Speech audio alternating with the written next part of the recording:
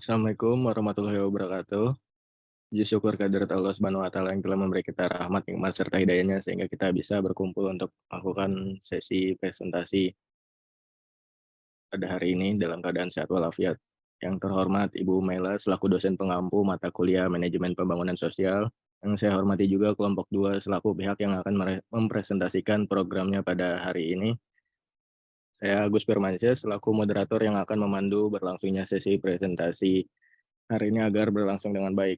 Baik, tidak perlu menunggu waktu lebih lama lagi, kita langsung mulai saja mengenai skenario planning program bantuan UMKM. Oke, boleh di next. Oke, sebelum masuknya materi, saya akan memperkenalkan anggota-anggota dari kelompok 2. Yang pertama ada saya sendiri, Agus Firmansyah, kemudian ada Amelia Azani Nurdaulay, selanjutnya ada Nurifda Ramadayanti, selanjutnya ada Rahmawati Nutriana, dan yang terakhir ada Zahra Syaida. Adapun sub pembahasan yang nantinya akan kami bahas, yang pertama itu ada tentang BPUM UMKM BRI, selanjutnya ada identifikasi masalah BPUM UMKM BRI, ada skenario planning tahap perencanaan, skenario planning tahap pelaksanaan, yang terakhir skenario planning tahap evaluasi. Itu BPUM BRI. Jadi pertama kali itu pemerintah kembali menyalurkan banpres produktif untuk usaha mikro, itu BPUM, senilai 1,2 juta. Pada tahun ini pula BRI kembali dipercaya untuk menyalurkan BPUM kepada masyarakat. Penerima BPUM akan disesuaikan dengan data Kementerian Koperasi dan UKM. Selanjutnya program bantuan bagi pelaku usaha mikro atau yang disebut BPUM BRI adalah program pembiayaan dari pemerintah sebagai salah satu bentuk komitmen dalam program pemulihan ekonomi, yang disingkat PN, selepas pandemi. Selanjutnya, pemberian BPUM bertujuan agar pelaku bisnis, terutama skala mikro menengah, mampu bertahan dalam menjalankan kegiatan usahanya dan tidak terlalu terdampak dengan adanya badai pandemi. Lansir dalam CNBC Indonesia, staf khusus Menteri Koperasi dan UKM, Riza Damanik mengatakan pada tahun 2020 BPUM BRI telah diberikan kepada 12 juta pelaku usaha mikro dan tahun 2021 diberikan kepada 12,8 juta pelaku usaha mikro. Selanjutnya, pemberian BPUM bertujuan agar bisnis, terutama skala mikro menengah, mampu bertahan dalam menjalankan kegiatan usahanya dan tidak terlalu terdampak dengan adanya badai pandemi. Selanjutnya, adapun syarat-syarat cara mendaftar BPUM BRI. Dengan menerapkan cara daftar BPUM BRI, pelaku bisnis berkesempatan mendapatkan pendanaan sebesar 1,2 juta sekali cair. Namun tidak semua pebisnis bisa mengakses sumber pendanaan tersebut karena pemerintah memberikan persyaratan ini. Yang pertama, pelaku usaha mikro UMKM harus merupakan dari warga negara Indonesia yang biasanya terbukti dengan kepemilikan KTP. Selanjutnya memiliki elektronik KTP. Selanjutnya pemilik usaha berskala mikro, yakni usaha dengan aset rata-rata per bulan senilai 50 juta rupiah.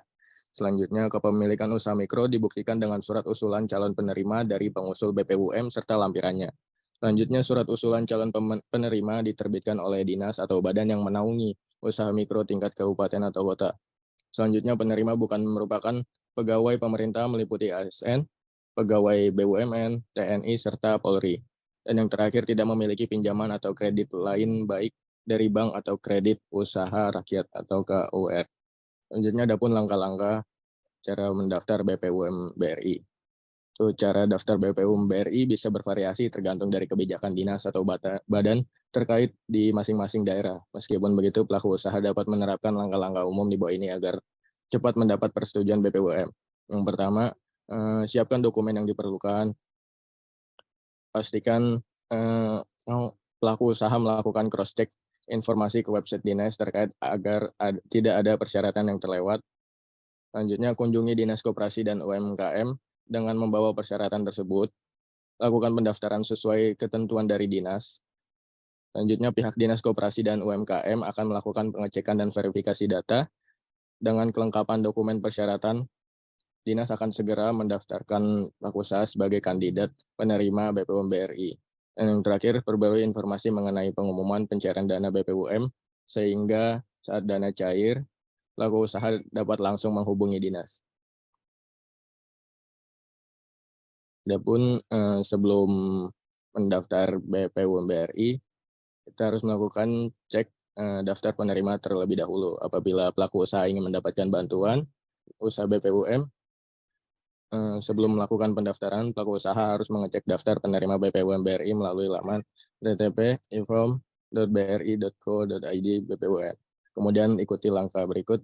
Yang pertama, pada laman tersebut, masukkan NIK dan kode verifikasi. Selanjutnya, lalu klik opsi inquiry. Dan yang terakhir, kemudian hasil pencarian akan menunjukkan apakah pelaku usaha dapat melanjutkan cara daftar BPUM BRI sebagai kandidat penerima atau tidak. Baik, jadi untuk memperdalam mengenai bagaimana program BPUM UMKM BRI, kami langsung mewawancarai salah satu pemilik UMKM yang menerima bantuan tersebut, yaitu Pak Martin yang berjualan di daerah Museum Proklamasi Cikini, di mana keluarga beliau atau UMKM-nya mendapatkan bantuan ini pada tahun 2021 kemarin. Untuk mengetahui masalahnya lebih dalam dan mencari tahu, kami menggunakan analisis SWOT di mana terdapat strength atau kekuatan, weakness atau kelemahan, opportunity atau peluang, dan threat atau ancaman. Pertama, untuk strength-nya, kami menemukan dari hasil wawancara bahwa pertama administrasinya mudah, yaitu dari segi pendaftaran itu mudah dilakukan dan syaratnya pun gampang. Yang kedua, aksesnya mudah atau siapa saja bisa mengakses. Bagi yang tidak mengerti pun bisa langsung mendatangi kantor BRI untuk mendapatkan panduan. Dan yang ketiga, pencairan dana cepat. Bapak Martin mengatakan bahwa dalam prosedur ini setelah mengajukan dia langsung mendapatkan kiriman di ATM-nya. Lalu kedua yaitu weakness. Terdapat beberapa kekurangan dari program ini. Yang pertama, dana hanya keluar sekali dan tidak cukup untuk pengembangan usaha.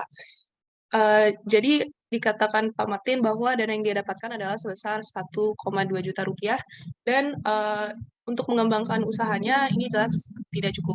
Tetapi ia mengatakan bahwa ini membantu karena di saat itu masih dalam pemulihan pandemi.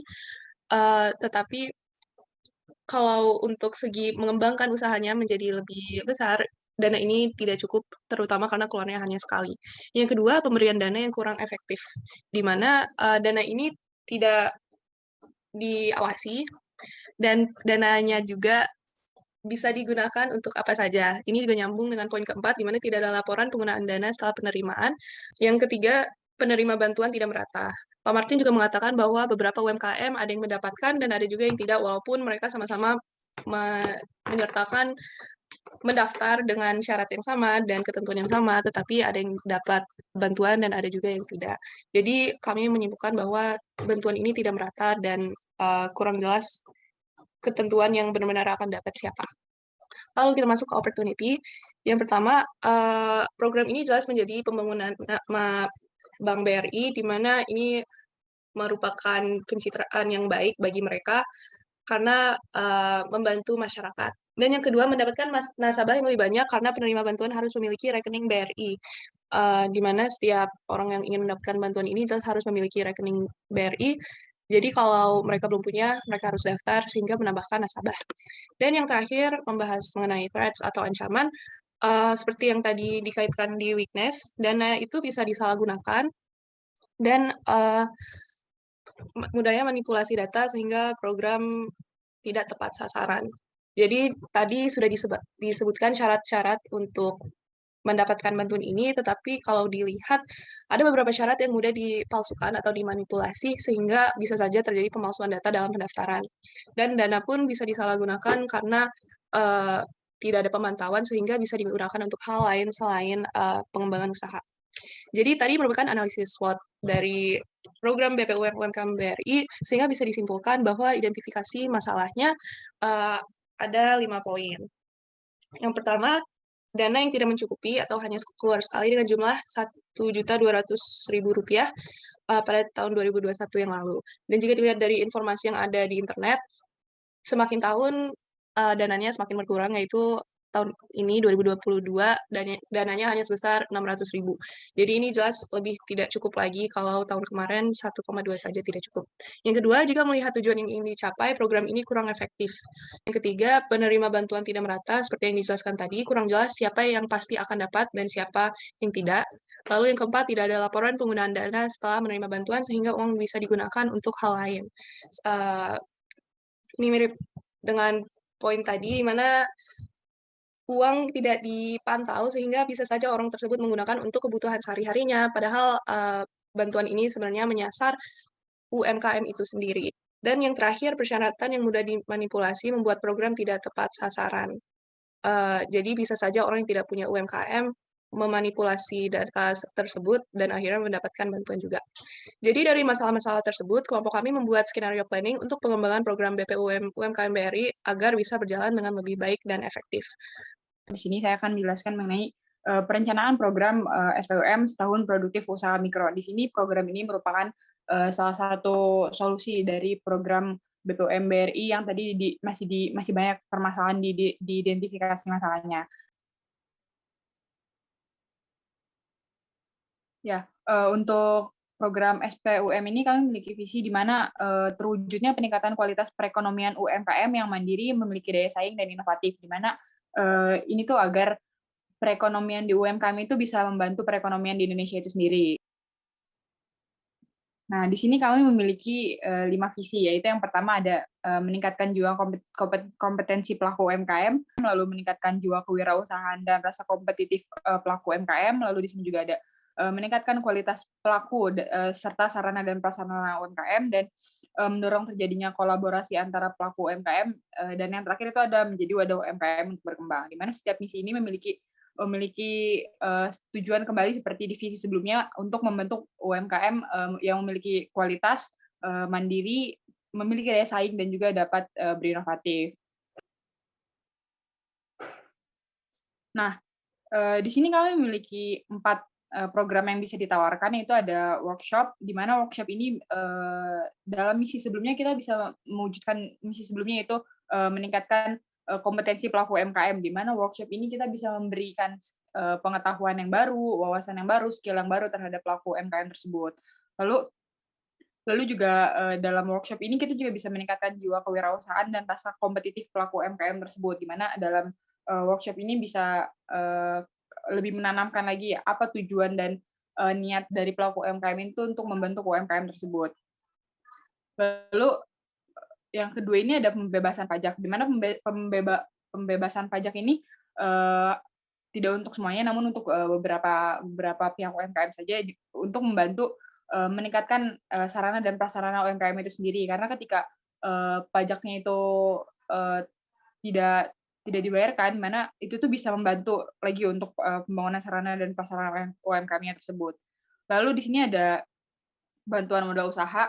Di sini bantuan modal usaha itu untuk mewujudkan misi yang mana untuk meningkatkan kualitas sarana dan prasarana UMKM tersebut, agar di situ UMKM pun dapat berkembang tanpa perlu khawatir lagi terhadap dana yang dibutuhkan. Dan yang terakhir ini ada pengembangan usaha. Pengembangan usaha di sini tuh bisa seperti menjadi wadah di mana ketika pelaku UMKM itu saling bertemu, bisa terjadinya kolaborasi antara pelaku UMKM itu sendiri. Selanjutnya itu terdapat agenda program. Jadi di sini rangkaian acara program ini dilakukan selama 1 tahun yang akan dibagi menjadi 4 rangkaian acara. Berikut alur dari agenda program yang akan dijalankan. Yang pertama itu ada pendaftaran dan tahap seleksi. Jadi di sini terdapat pendaftaran, seleksi administrasi, pengumuman, dan pengisian survei awal program. Selanjutnya setelah tahap pendaftaran dan tahap seleksi, masuk ke rangkaian acara yang pertama yaitu workshop. Jadi di sini merupakan pembekalan dan pelatihan seputar kewirausahaan kepada peserta yang mengikuti program ini. Selanjutnya itu ada rangkaian acara kedua yaitu Bazar BRI, yaitu memberikan kesempatan kepada pelaku UMKM untuk mempromosikan usahanya. Dan yang keempat ada acara akhir atau penutupan, yaitu pemberian insentif, pengisian survei akhir program, pemberian bonus, dan diakhiri dengan penutupan program. Selanjutnya terdapat syarat peserta program. Jadi dalam membuat sebuah program, syarat seleksi diperlukan agar bantuan yang diberikan mencapai target sasaran dan tujuan dibuatnya program ini dapat tercapai. Berikut beberapa syarat yang dibuat untuk dapat mengikuti program tersebut. Yang pertama, pelaku UMKM berdomisili di DKI Jakarta. Jadi pelaku UMKM harus berada di wilayah DKI Jakarta dan merupakan warga dengan KTP DKI Jakarta. Yang kedua, sedang menjalankan UMKM, yaitu untuk menghindari adanya pemalsuan data, peserta program diharuskan untuk melampirkan foto usahanya dan menjelaskan secara detail usaha apa yang sedang dijalankan sebagai bukti sedang menjalankan usaha. Yang ketiga, usaha terdaftar dan memiliki surat izin usaha. Peserta program yang terbukti tidak mendaftarkan usahanya dan tidak memiliki surat izin usaha tidak dapat mengikuti program ini. Hal tersebut dilakukan agar para pelaku UMKM yang mengikuti program tersebut adalah pelaku UMKM yang tercatat legal. Yang keempat, UMKM menjadi pekerjaan utama. Peserta program diwajibkan sedang tidak bekerja dengan orang lain dan tidak melakukan usaha sebagai pekerjaan sampingannya. Dan yang kelima, yaitu bersedia mengikuti rangkaian acara dari awal hingga akhir acara. Peserta program harus berkomitmen untuk mengikuti seluruh rangkaian acara sampai program ini selesai. Bagi para peserta program yang tidak mengikuti rangkaian acara secara tuntas, maka akan dikenakan sanksi berupa tidak dapat mengikuti program selanjutnya. Selanjutnya terdapat sasaran program, yaitu pelaku UMKM yang berada di wilayah DKI Jakarta yang usahanya telah resmi terdaftar. Program ini dikatakan berhasil jika dapat selesai dalam kurun waktu 1 tahun dan mencapai tujuan yang telah direncanakan. Selanjutnya, terdapat indikator keberhasilan. Yang pertama, pelaku UMKM mampu mengembangkan usahanya dengan memanfaatkan marketing digital maupun peningkatan produk usaha agar omset usaha dapat meningkat. Yang kedua, pelaku UMKM mampu memanfaatkan relasi dengan membentuk kolaborasi antar pelaku UMKM maupun dengan pihak lain untuk memajukan usahanya. Dan yang ketiga, pelaku UMKM memiliki kompetensi mencakup aspek pengetahuan, keterampilan, dan sikap kerja dalam berwirausaha. Selanjutnya, ada pembahasan mengenai pelaksanaan program yang akan disampaikan oleh saya. Baik, jadi dalam agenda pelaksanaan program ini akan berlangsung selama 1 tahun dan kami membaginya menjadi 4 triwulan, yaitu dari triwulan 1 hingga triwulan 4 dari bulan Januari hingga Desember. Jadi di triwulan 1 yaitu akan dilaksanakan pada bulan Januari hingga Maret. Berikut ada jenis-jenis kegiatan yaitu dari tahap pendaftaran hingga pengisian survei yang dimana pada tahap pendaftaran kami mengestimasikan waktu selama kurang lebih 2 minggu, lalu seleksi administrasi juga kurang lebih akan menghabiskan waktu 2 minggu, lalu seminggu setelah seleksi administrasi akan dilakukan pengumuman dan pengisian survei yaitu selama kurang lebih seminggu. Adapun penjelasan dari jenis-jenis kegiatan yaitu pada pendaftaran untuk membuka peluang agar seluruh masyarakat yang memiliki UMKM. Lalu juga dalam seleksi administrasi, diharapkan data atau dokumen pendukungnya ini bersifat asli, sah, dan terhindar dari pemalsuan atau manipulasi. Lalu di pengumuman, peserta UMKM yang akan menerima bantuan yang lolos seleksi sudah memenuhi persyaratan dan kriteria. Lalu juga pada pengisian survei, peserta program yang lolos wajib mengisi survei awal mengenai usahanya untuk pendataan dan di akhir nanti akan diberikan survei yang sama untuk melihat perkembangan dari usahanya tersebut. Yang kedua yaitu ada triwulan 2 yang akan dilaksanakan dari bulan April hingga Juni. Triwulan 2 ini akan berisikan kegiatan workshop yang dimana workshop ini akan dilaksanakan selama 3 bulan dengan timeline bergilir di masing-masing wilayah. Karena dalam program ini cakupannya adalah Jakarta, jadi kami akan membuat dari masing-masing wilayah secara bergilir. Nanti kegiatannya ini akan dilaksanakan dengan berisikan pelatihan-pelatihan, sosialisasi, serta ilmu-ilmu dengan tujuan untuk memperdaya masyarakat. Nah, di sini kami urutkan mulai dari wilayah Jakarta Pusat, Jakarta Utara, Jakarta Timur, Jakarta Barat, Jakarta Selatan. Untuk pelaksanaan workshop ini dilaksanakan selama 3 hari dengan secara bergilir di masing-masing wilayah. Lalu berikut merupakan perencanaan agenda workshop yang akan dilakukan dalam pelaksanaan workshop. Di hari pertama yaitu kami mengagendakan 2 acara, yaitu sosialisasi program. Jadi, para peserta SPUM ini akan diberikan sosialisasi mengenai bantuan yang akan diberikan, mulai dari misalnya proses pemberiannya seperti apa, lalu juga kebijakannya, dan kewajiban serta kegiatan harus diikuti, dan lain-lain. Lalu yang kedua yaitu bagaimana cara mengelola usaha yang baik. Nah, di bagian ini, di acara ini merupakan salah satu upaya untuk pemberdayaan masyarakat. Jadi, agar pesertanya ini tidak hanya sekedar menerima bantuan saja, tapi mereka bisa atau mengetahui, mempelajari, dan mendapatkan ilmu bagaimana usahanya bisa berkembang setelah mendapatkan ilmu dan bantuan dari program tersebut.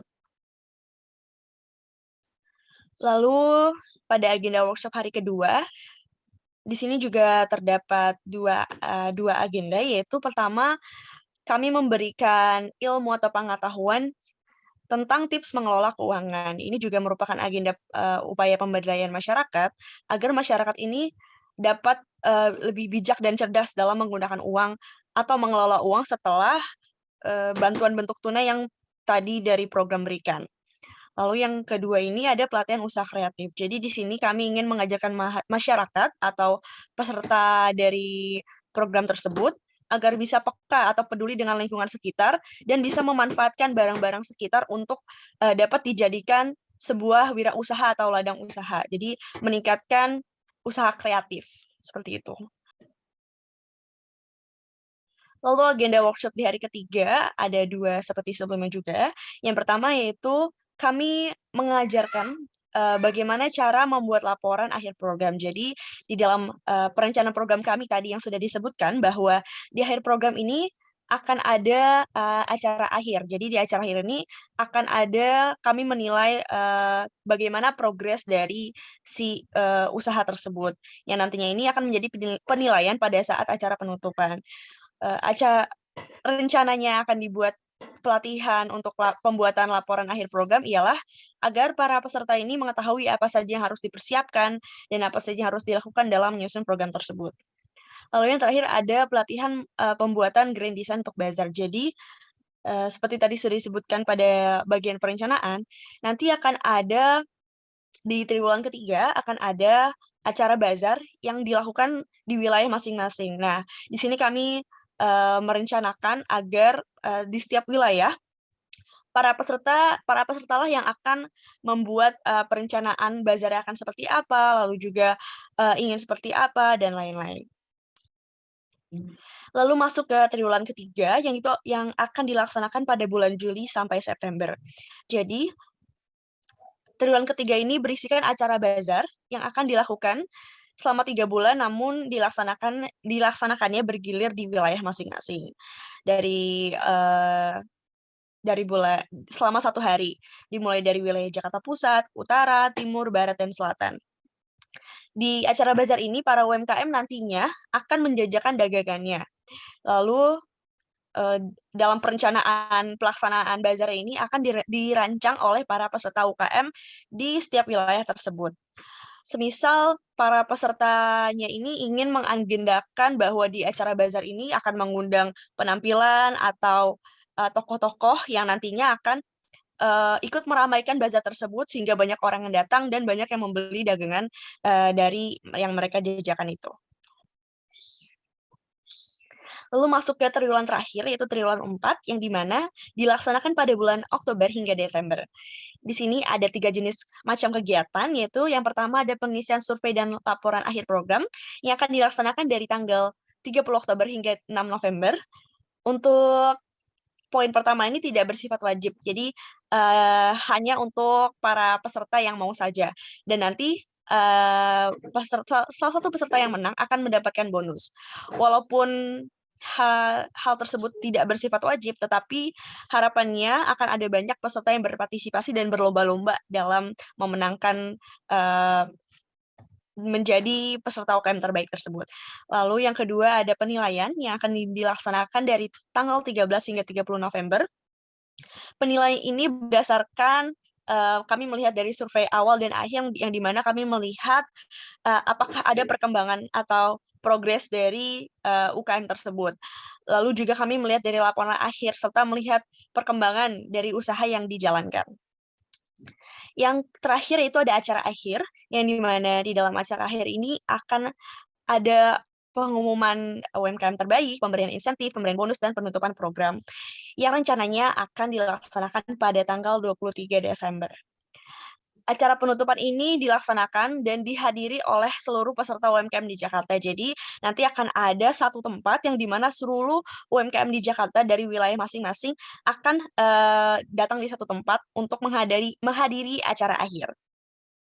Lalu akan diumumkan peserta UMKM terbaik ini berdasarkan wilayah masing-masing. Semisal peserta UMKM terbaik di wilayah Jakarta Utara, Jakarta Pusat, Jakarta Barat, dan lain-lain.